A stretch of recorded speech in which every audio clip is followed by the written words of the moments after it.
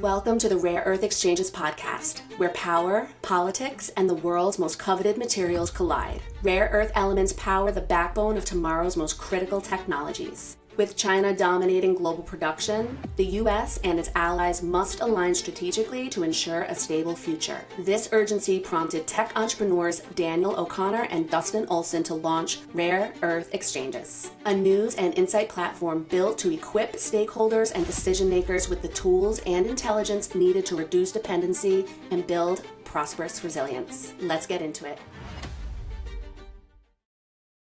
Hey everyone, welcome to Rare Earth Exchanges podcast. You've got me, Dustin, and I'm joined by my two co-hosts, Daniel and John. But today we got a special guest, Ian Murphy, who's been studying at Old Dominion University, and you're working for Security. What Yeah, is that? I'm Yeah. working for Secure Fence as a China subject Yes. matter expert. Perfect. Awesome. Well, we would love to learn just a little bit more about your background right now. We also did an article on a piece that you wrote, and we love just to kind of get your summary thoughts on that as well. And then we got some questions for you. So, Yeah, absolutely. Well, you got that right. Yeah, I'm a contractor with Secure Fence, where I really work with organizations to help them to understand China a bit better. And I like to joke with people that I know a little bit about everything, and if I don't know the answer about China, I know how to find the answer. No, I think the article that you guys wrote, really emphasizes the urgency of, building rare earth supply chain resiliency here in the United States. cool. Awesome. And do you want to talk about the article that you wrote and just kind of give us a quick summary about what's in there? Yeah, absolutely. So I did something pretty interesting with my co-author Kevin Johnston. We view this as a long-term threat, as does rare earths exchanges. And what we do in our article is that we examine China's strategic dominance in rare earth minerals and its impact on US national security, more so from a geopolitical standpoint rather than a scientific one. We highlight its use of export controls as leverage. It poses risks to the global supply chain, and it can really impact global security, not just for the United States, but also for our allies as well. Really, the core thesis of this is that China poses a structural threat, not just a threat du jour. And until China commits to this fundamental political change, we're going to constantly be vulnerable to the same thing over and over again. Even if we are able to get ahead of them, even if they do have an economic collapse, we're still going to want to make these investments in rare earths. Wow. Yeah, we probably couldn't agree more. Yeah. So, John, you had Yeah. some questions. What do you got? This is an area I really like to talk about and want to understand more because it's pretty complex. So I guess one of the things in my readings is I hear a lot about the demographic collapse that's coming for China. And this has obviously come about because of the one-child policy many years ago. And this is baked in. This is going to happen. This is not something that just might happen. This is baked in. So the population is going to drop by something like a third. I can't remember the time frame, maybe 10 to 15 years from now. And that creates a whole different future economy. They're going to have less people. And that's been one of the strengths of China, is having a cheap, effective workforce. So they're going to have 1/3 less. That creates inflation. That creates internal unrest. Yeah. So I guess, how does that change, what the government is thinking over there and some of the decisions we're seeing now, the decisions we might see in the future? Maybe you could talk a bit about that. Yeah, absolutely. No, Chinese demographic crisis, it's something that's always coming, and it's like construction in New York City. It'd be a really great city if they ever stopped building it. So there are speculations that China's, actively lying about the size of their population being 1.6, 1.8 billion people. We have local government municipalities that are incentivized to inflate their population numbers. This is how they get central government resources to infrastructure projects, for instance. And there's a really good propaganda value to inflating your population. It's really good for convincing people that you should take the South China Sea to feed your population, for example. I'm not convinced that their population figures are accurate. We see things such as ghost cities, we see overdevelopment and underutilization of that development. But really getting back to your question is that China is incentivized to do certain things now versus in 5 years or 10 years from now. The same was said about Russia, that they're going to have half the military age population in 20 or 30 years or so. So that meant that they were incentivized to go to war for their gains right now, to try to control choke points and be able to defend that long term with a smaller military age population. They're just trying to do something else though, and rare earths comes into this. They're trying to out innovate their population decline. On the Chinese social media, we see things such as robot dogs carrying farm equipment. We see these little they look like those wheel unicycles that people used to ride on, but they're police bots, so they're able to track down people at protests. I think that they were working alongside riot police in China, and then you see them taking out on the street and interacting with mothers with their children, showing them how cool these police robots are. So we're seeing the rise of techno-authoritarianism, but we're also seeing the rise of industrial innovation, and that's going to require a whole heck of a lot of rare earth minerals within China. So the implications that this has for us is that rare earths as an industry is growing, even if we are just looking at China, but also China is becoming a little bit more dangerous because of this. They're becoming more bold. They're willing to devote resources to the rare earths industry. They're also willing to devote resources to militarization right now. So that's my takeaway from their demographic decline. Yeah, that's really interesting. I often hear about Ray Dalio, the ex-hedge fund manager. He talks a lot about China, and he looks at the great cycles that have happened economically for the last 1,000 years. And, we've gone through many of these cycles before, generally take between 80 and 100 years. And America, he says, is coming to the end of what he believes is the big super cycle, and China's coming in next. And one of the points that I disagree with him is that he believes innovation is what starts that next cycle, and allows another power to come in, and the other power is sort of declining and it doesn't innovate as much.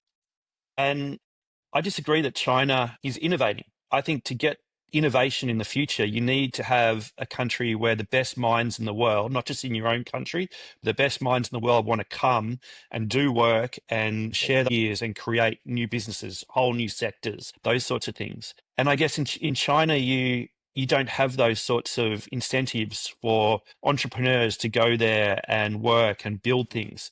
And people talk about all the innovation that happens in China, and we write about it, in the rare earth space. They seem to be finding new things and cleaner materials and things like that.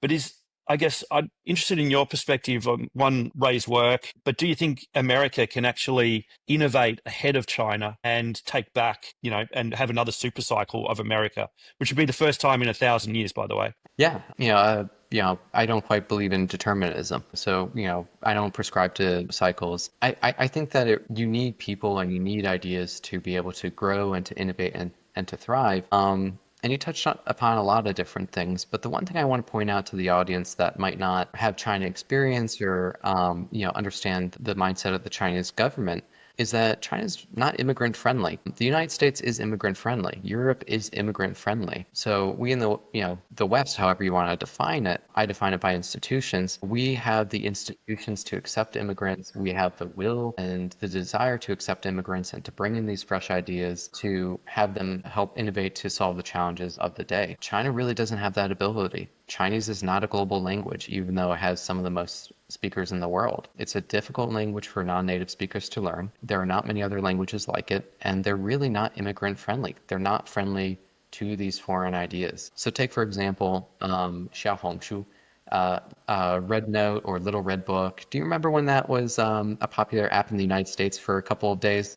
Do you remember that? Okay, yeah. Briefly. So that was a rough TikTok substitute, but it was something that the Chinese government never planned to release or to promote to foreign publics. So it wasn't censored externally. So we were able to take a little look inside of there and see what's going on inside of China. And then, things got closed down after that. It was really not tolerant of the way that we speak, the ideas that we have. And, these long-term TikTok creators who thought they were diversifying their online portfolios, they were just getting banned for very run-of-the-mill stuff. They complain about censorship in the United States or corporate censorship. They have nothing on the Chinese government. So China's really not able to solve its problems by, through immigration. And what that tells us as the United States is that we can.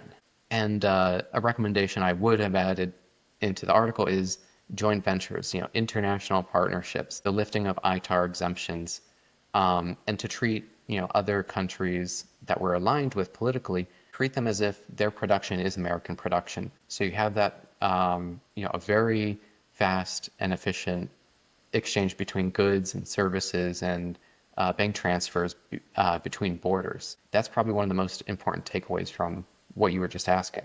Ian, I had a couple questions, and I know my volume may not be optimal. First of all, I have to really congratulate you both on your paper. It was a very important paper, and we hope that we're able to, get it more distribution so that people can read it and understand it. You touch on a couple key points that are a confluence of points that represents real risk to the United States. One is the processing monopoly. The second is patent superiority. They are out patenting us by a long shot. Third are the strategic export controls, and I think we're experiencing that now. That's what just happened with the meetings in Switzerland and in London. What they've been doing with their controls. The next one is very interesting. It's their dual energy strategy. I want to get into that a little bit because they seem to be, based on what we're observing, they're moving away from petrol, but I can't tell you if that is a cover or if that's real and it's going to be sustained. Could you talk a little bit about that and how rare earth processing magnets dovetail with it? Yeah, absolutely. No, that's that's a very big topic. I could talk about it all day. Yeah, I definitely enjoy talking about it. No, patent, you gunk up the system essentially. You create disputes constantly. As a way of locking out the competition. It's something that the Department of Commerce would deem a non-tariff barrier. You're not having the government come in and explicitly put tariffs on these goods, but you're still doing other, backhanded things to stifle innovation, stifle free and open competition that really goes against Western values and international globalization and liberalization. So it is a concerted effort, but it's one that's really difficult for us to defeat as we currently stand. Export controls, this is more my bread and butter. I think of it as going two ways, essentially supply and demand. China's in a really good position right now to restrict or to flood the supply of rare earths. So when would you want to restrict rare earths? If you're in competition or if you believe you're at war with an adversary, you restrict it so they can't put things in their missiles. You restrict it to harm the economy as a whole. If they were to do it tomorrow, we wouldn't be able to get new microwaves, iPhones, cars, medical equipment, CT scans.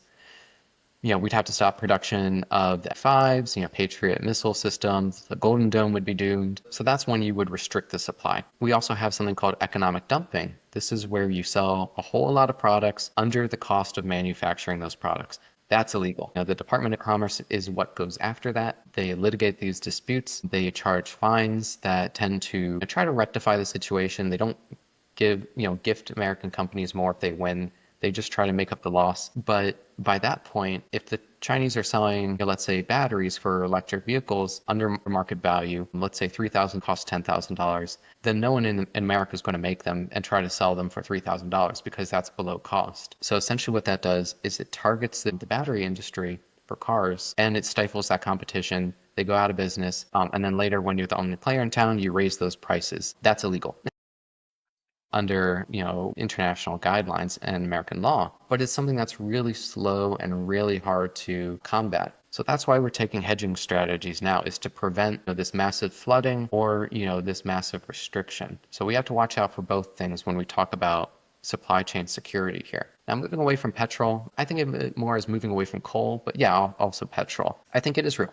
I think China is incentivized under, their Marxist-Leninism government structure, but also their national security concerns. They want to diversify their energy. Now, this is, of course, good for the world, but it also creates challenges for the United States if we were to go to war with China. We see, fewer coal imports.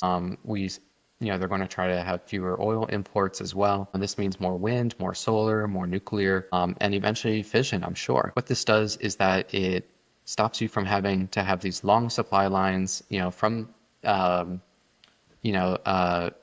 Gulf area, around Iran, putting oil on boats and bringing it all the way through the Strait of Malacca, through potential hostile, Indian waters, pirated waters, and then in shooting range of short and medium range missiles from Taiwan. The Chinese don't want to do that, in a wartime scenario. So they're hedging right now, and they're trying to have energy security now. That's part of what we argue in the article. So it does have this national security objective, and the Chinese explicitly lay out that they're not doing this for moral reasons, but rather they're using moral language, and they're appealing to shared climate goals as a way of winning over the West, and that's within the framework of political realism. I think, and no, that's a really great answer. I really appreciate that. There are different strategies, and one of the things that I think we write about quite a bit, one is industrial policy. What does that mean? That's a whole topic. But alliances, Ian, I feel like not enough is being put into a concerted effort for, think Cold War, uh, a tight alliance that's among allies that's meant to, sort of externalize among friends the costs, divisions of activity across the value chain. What's your thoughts on that? Do you feel like maybe we could start doing more in that area? If you were advising, the White House, for example. Yeah. Man, that's a really big and personal one right there. No, I'm a really big fan of alliances, of trading partners, of division of labor. It's more efficient and it's more prosperous. We look at the Ricardian model, it's the thing to do. Trade does benefit everyone, and there are a couple of ways that we could go with this. And actually, recently there was a book published by I think Edward Fisher called Choke Points. This is how the U.S. is able to leverage things like the dollar, like trade. These choke points that are hard to replace, but have an outsized impact in an integrated global economy. So, we want to avoid giving choke points to our adversaries, and we want to maximize the choke points that we have. I think it's really great if we externalize the cost of the rare earths industry. It's a dirty industry. It's not great for the environment. It takes forever to build. It might not be very big economically. I think you guys say it's around $5 billion, but it affects all the value chain. It affects almost all of our digital products today. The problem is, not that the United States doesn't have what China has, but rather everything's so concentrated in China, the production and the processing. But if we were to spread that out, let's say over the European Union, I'm sure a lot of countries would be very happy to, do processing.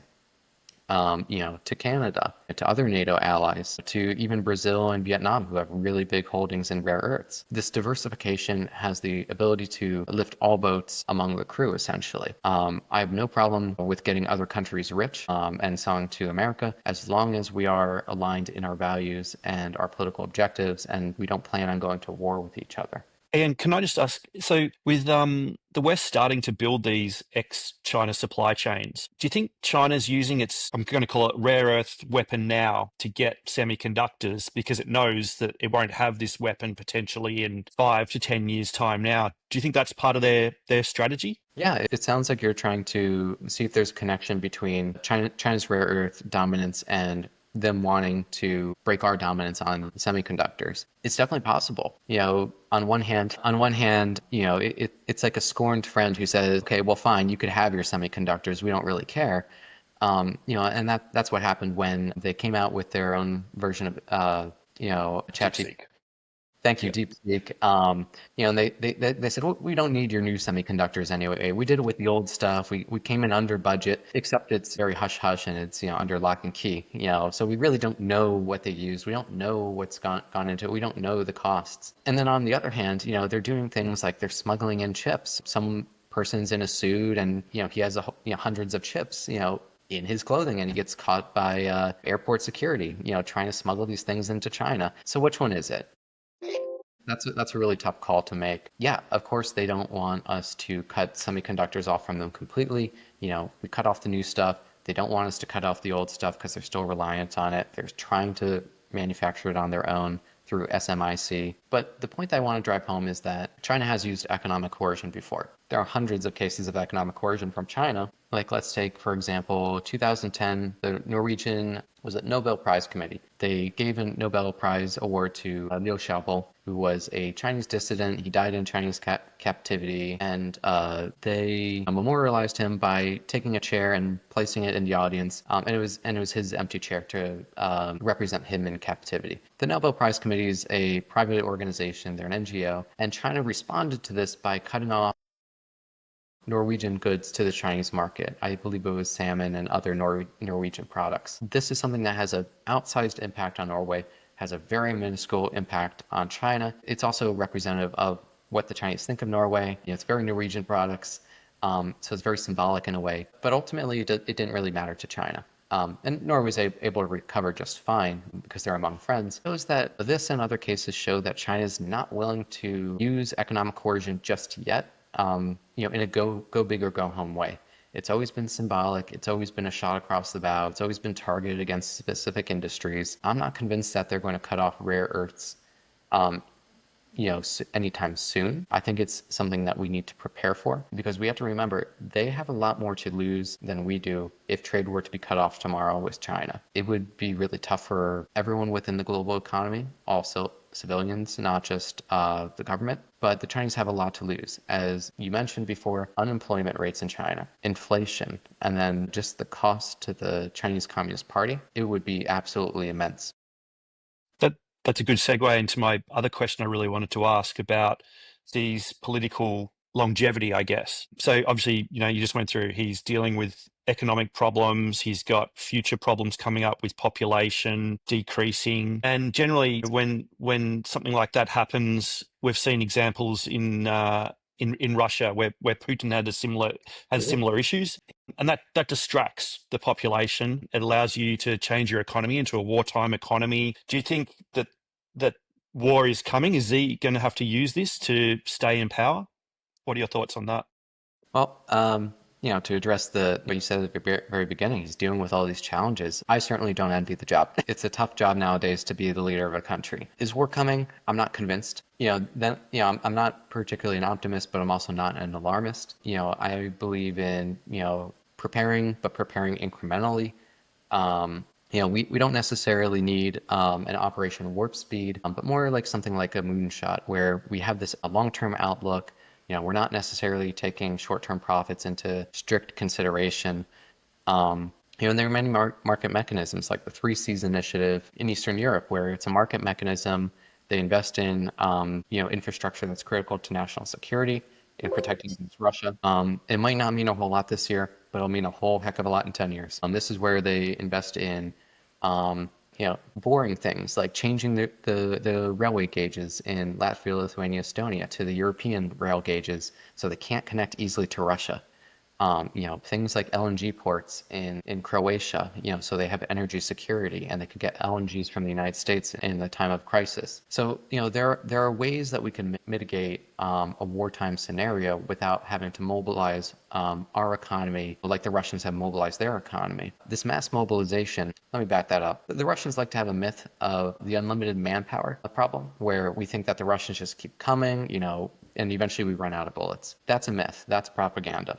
Every, Russian soldier casualty, an injury or a death, that hurts the Russians, and that puts incremental pressure on Putin. So there are these mechanisms of pressure on dictators who look like they're above the law, who look like they can just throw manpower and resources at these things. And just like what we saw with Assad in Syria, at some point it just breaks.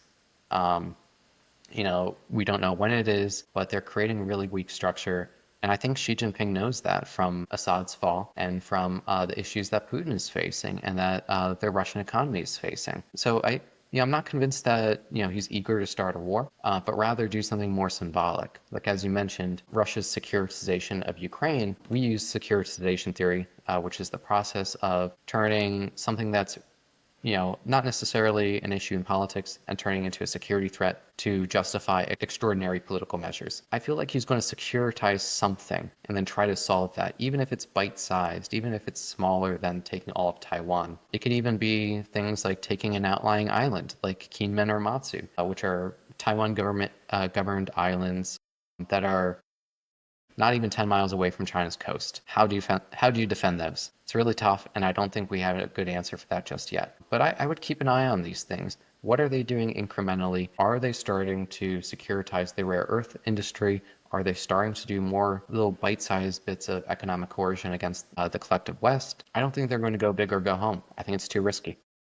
Just on that point, I've read I forget the guy's name, but he's an ex-CIA guy, and he's been looking at how China has been stockpiling in preparation for war. A whole lot of stuff that they have trouble getting, and they're slowly stockpiling all those different things. And they're also, seeing what America did to Russia when war broke out economically. So they put a whole lot of sanctions and things like that. So China has been selling down all their US debt that they own.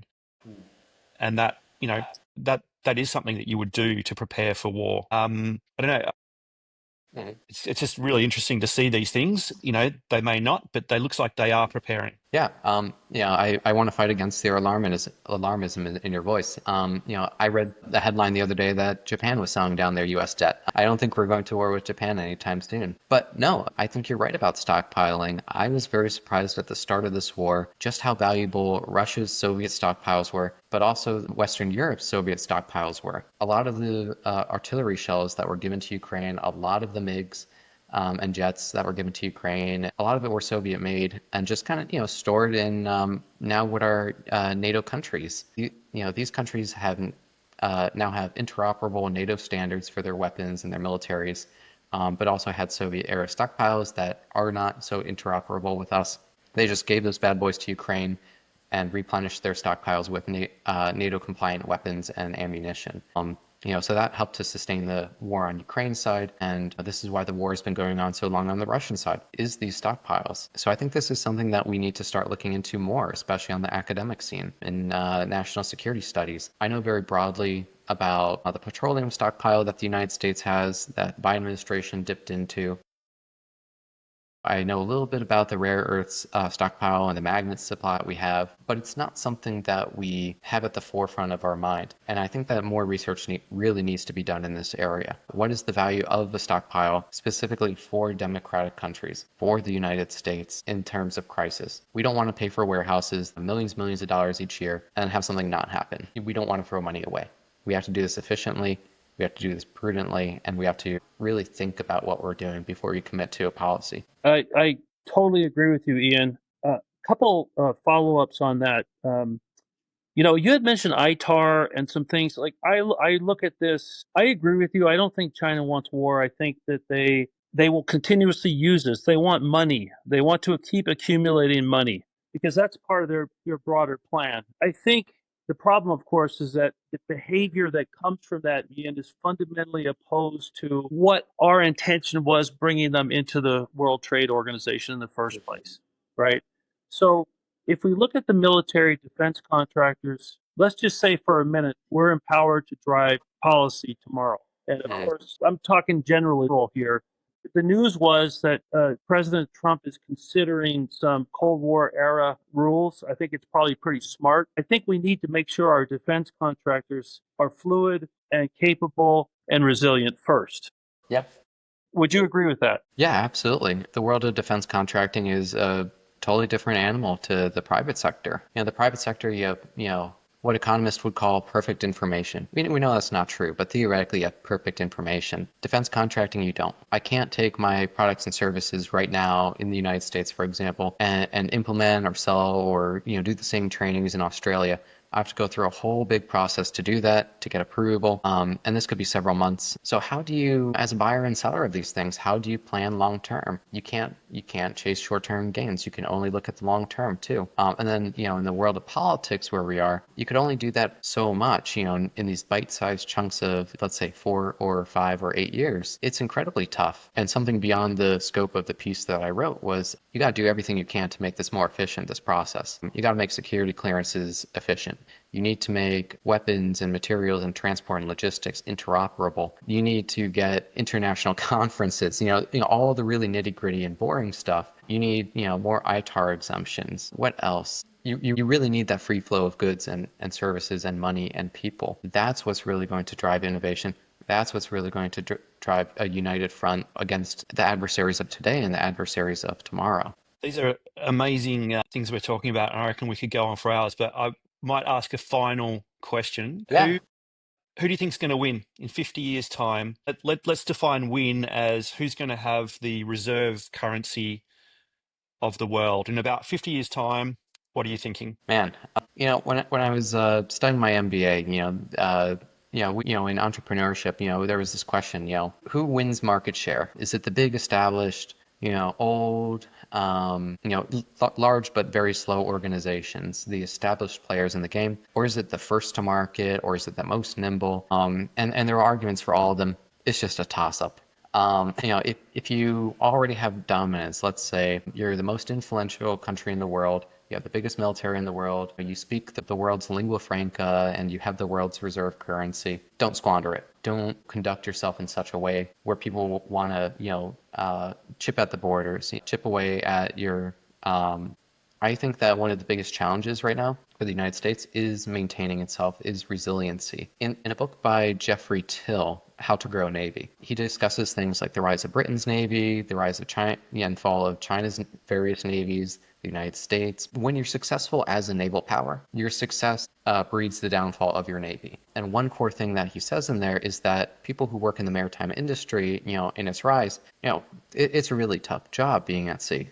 Later on, they want to go work on land. Once the country's already prosperous, such as the Vikings, they weren't necessarily defeated. They just transformed into more of a land power than a naval power when they started settling down, farming, and integrating into the cultures in which they settled. The same is true for our advantage right now. Is like, don't be complacent. You need to figure out how to keep your advantages sustained. You need to figure out how to conduct yourself in a way where people want to be your friend and be interoperable with you and to contribute to your success, but also not provoke potential adversaries into chipping away at your gains little by little. I wanted to just tell everybody it was in the Journal of Advanced Military Studies. It's called JAMS, and it was the 2025 this year, and it's the winds of change, how China's focus on rare earth minerals reshapes the world. It's a brilliant piece by Ian, who is here, and Kevin Johnston, and we're grateful for the work you're doing, and it's really brilliant stuff.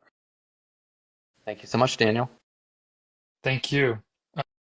So, John, I want to ask you the same question. In 50 years, who do you think is going to win?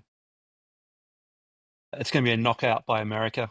Fair enough. All It all right, comes Ian, down to innovation. Yeah, innovation. So Ian, any final words to summarize, put everything into perspective for us? No, I think you all have the right amount of urgency for rare earth supply chains. Let's make things happen. Agreed. Let's make things happen. So, Ian, thank you so much for joining us and sharing your knowledge and your perspective. As John said, we could probably keep talking forever and ever. These are all topics that we're interested in, and we're talking about all the time around here. So hopefully we have you back on the show again in the future, get an update on where things are at, and maybe even just keep the conversation going. So thanks for coming. Thank you all so much. See you guys later.